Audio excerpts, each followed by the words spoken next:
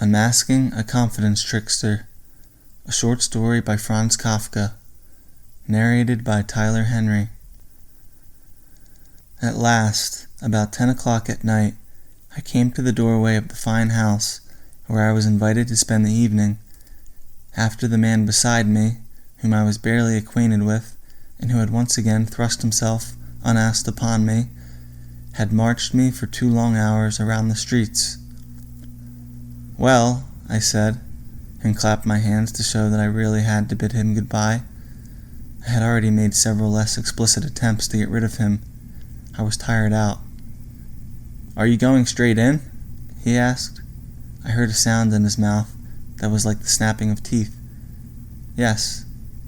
I had been invited out, I told him when I met him. But it was to enter a house where I longed to be that I had been invited. Not to stand here at the street door, looking past the ears of the man before me, nor to fall silent with him, as if we were doomed to stay for a long time on this spot. And yet the houses around us at once took a share in our silence, and the darkness over them, all the way up to the stars, and the steps of invisible passers-by, which one could not take the trouble to elucidate, and the wind persistently buffeting the other side of the street, and a gramophone singing behind the closed windows of some room. They all announced themselves in this silence, as if it were their own possession for the time past and to come.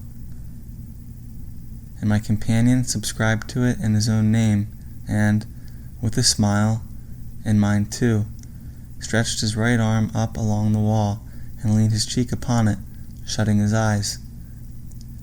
But I did not wait to see the end of that smile, for shame suddenly caught hold of me.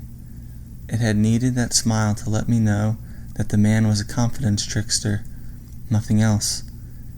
And yet I had been months in the town and thought I knew all about confidence tricksters, how they came slinking out of side streets by night to meet us with outstretched hands, like tavern keepers, how they haunted the advertisement pillars we stood beside, sliding around them as if playing hide-and-seek, and spying on us with at least one eye, how they suddenly appeared on the curb of the pavement at cross streets when we were hesitating.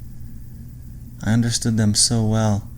They were the first acquaintances I had made in the town's small taverns, and to them I owed my first inkling of a ruthless hardness which I was now so conscious of everywhere on earth that I was even beginning to feel it in myself. How persistently they blocked our way, even when we had long shaken ourselves free, even when, that is, they had nothing more to hope for. How they refused to give up, to admit defeat, but kept shooting glances at us that even from a distance were still compelling. And the means they employed were always the same.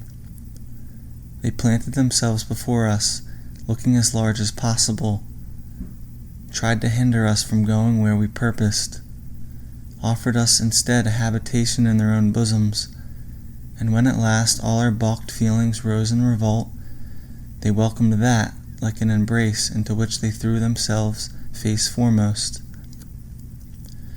And it had taken me such a long time in this man's company to recognize the same old game. I rubbed my fingertips together to wipe away the disgrace. My companion was still leaning there as before, still believing himself a successful trickster, and his self-complacency glowed pink on his free cheek. "Caught in the act," said I, tapping him lightly on the shoulder. Then I ran up the steps, and the disinterested devotion on the servants' face in the hall delighted me like an unexpected treat. I looked at them all, one after another, while they took my greatcoat off and wiped my shoes clean. With a deep breath of relief and straightening myself to full height, I then entered the drawing room. The end.